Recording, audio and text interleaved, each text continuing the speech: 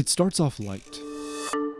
You decide to try out a new game with some friends, and you're all having a great time. You blink. Years have passed. You're the only friend still playing, and now the game feels more like a chore than a reward. And the worst part? That was completely by design. It feels like every game nowadays is sacrificing story for sticky retention, memories for microtransactions, and there's one game type that has mastered this: the MMO. Now, when you hear multiplayer online game, you may assume that these games could help with loneliness, but they actually do the exact opposite, creating a very specific, addictive type of isolation to keep you coming back. But that's just one of the 3 ways that these games hack people's brains into addiction. And in this video, I'm going to cover these 3 locks, why they work, and the key required to free yourself from them forever.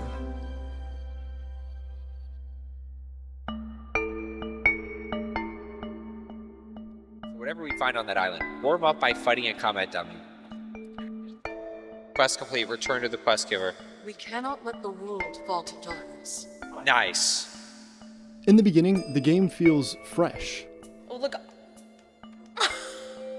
This is so cute. And when first joining a game, you accomplish so many things so quickly. Okay, I'm doing great, guys. And that's the trick. Visualizing progress is one of the easiest ways to keep someone's attention.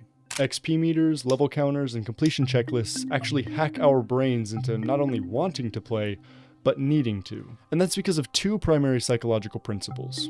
The goal gradient effect, where visual progress bars keep you logging on to make the next milestone, and the Zygarnik effect, where partially completed tasks create a literal psychological tension in your mind, and most people want to ease that tension. Which gets you to log in every day, and in a lot of cases the player isn't rewarded for playing as much as they are punished for not playing. And as players begin to feel this way, something new enters the picture.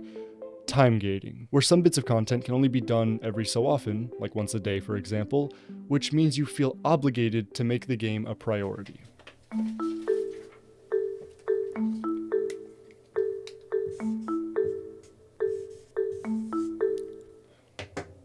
My little brother really likes playing Roblox, and I've never really understood why. I mean, he plays all these different minigames, collecting all this different loot, with none of it amounting to anything. But then one day, he was freaking out because he was missing a limited drop in Grow a Garden, and seeing that made me realize how hypocritical I was being. Because in that same moment, I was imagining the weekly event I was missing, and what I was going to grind once I got home to make up for it on my silly little game, with none of it amounting to anything. The fear of missing out, or FOMO, had us both in a chokehold. But that's not the whole story. Sure, we were both afraid of missing out on the event, but also it makes sense that our heads were in that place, because the real world sucks.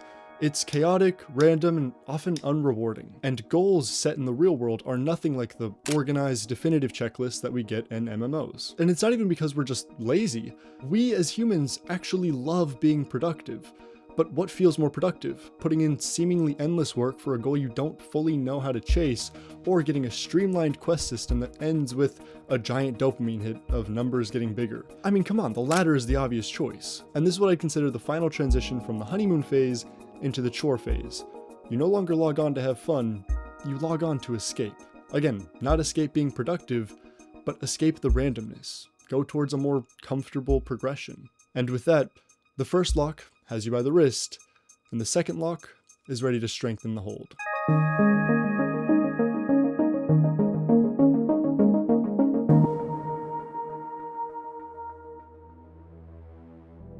Games are social.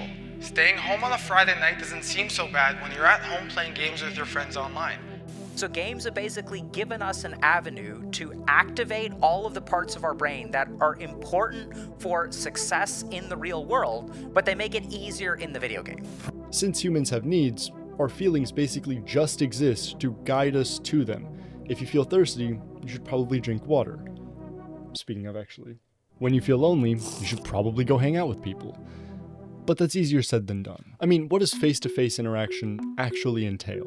Well, you need to do a little bit of work on your appearance before it, and then you need to meet people and struggle through the awkwardness and learn how to read other people's body language, all with the chance that you still get rejected anyways. Contrast that with the frictionless interaction light of getting put in a group of people, deciding how and when you're perceived, while you're all busy working towards a shared objective. But what we don't realize is that it doesn't actually fulfill our need for human interaction. In fact, it often just makes the feelings of loneliness stronger.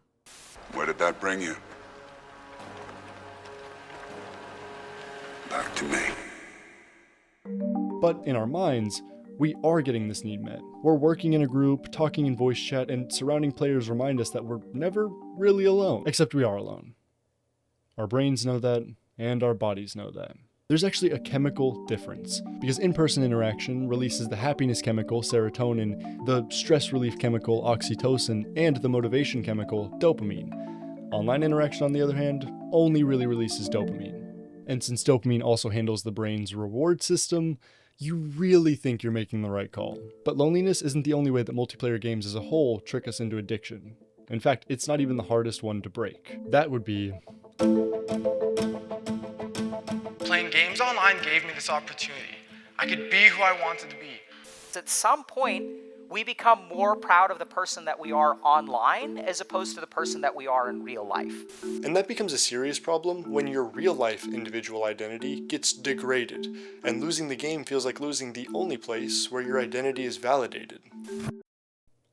And this is when it truly does become an addiction. Self-esteem problems in the real world make you dependent on who you are in the game, and that dependency is addiction. But this is kind of a rectangle versus square situation. Everyone who feels this way is addicted, but you can also become addicted without ever feeling this way. So don't assume you're safe just because you're more secure in your real-world identity. After all, Lock 3 is where things become a bit more permanent. Wait, before we get on to Lock 3, please subscribe. I really would like to make more psychology-focused videos like this in the future, only if you guys actually enjoy them. So subscribing kind of tells me that. Alright, thank you. Anyways, we covered the hook, we covered the line, now it's time we cover...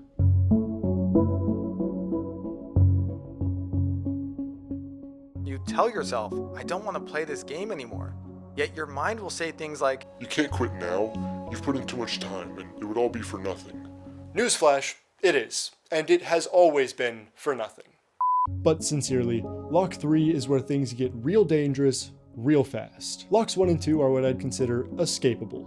Many people go through them, but realize something's off and either uninstall or proceed with caution. But sometimes... Actually, let me just show you.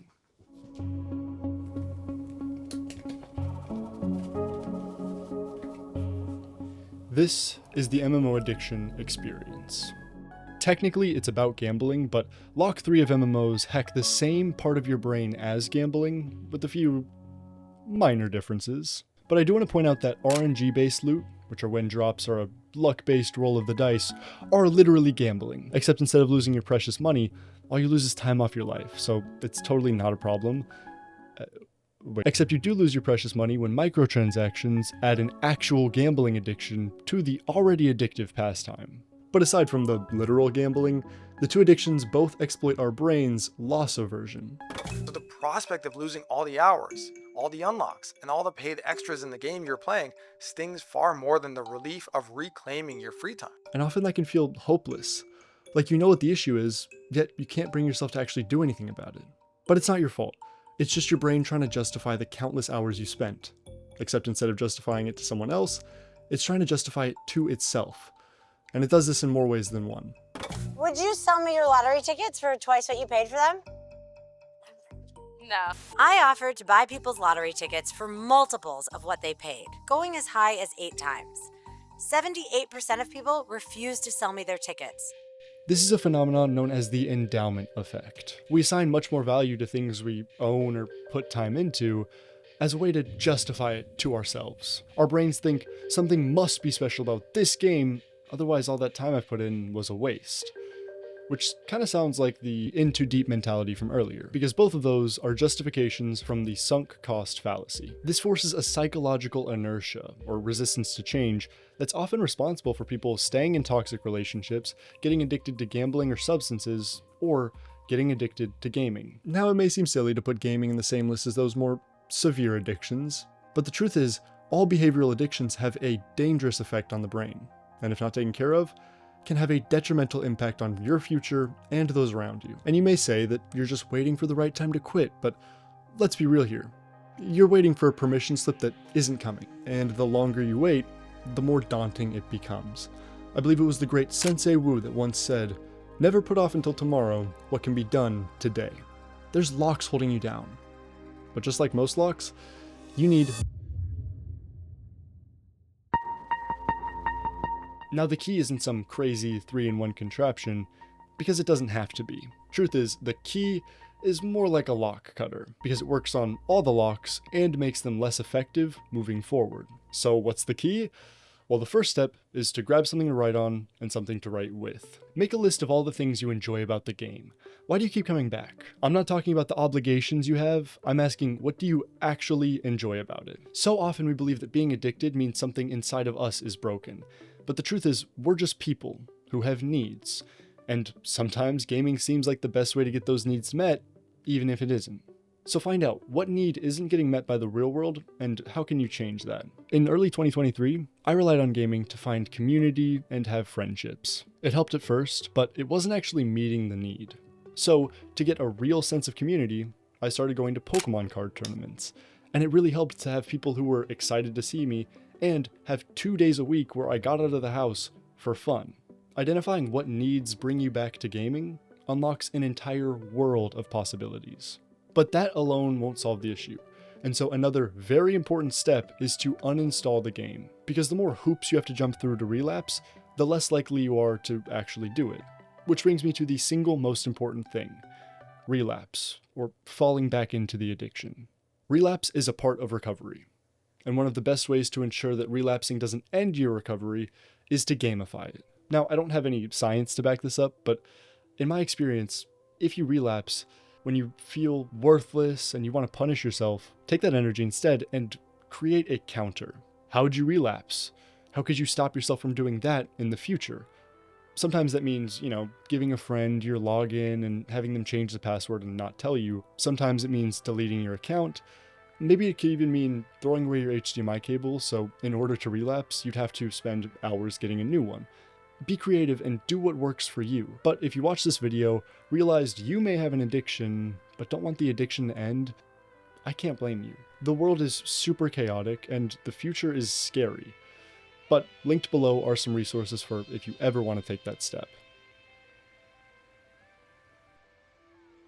This is my first video like this. Technically my second. I made an ADHD video a while back. Watch that here. But I would love to make more psychology-focused videos in the future, so let me know if you enjoyed, and also subscribe so I get my dopamine hit from numbers on a screen going up. But without further ado, hope you did go to enjoy it, hope you learned something. If you didn't, hope you were entertained. I'll see you guys next time. Deuces.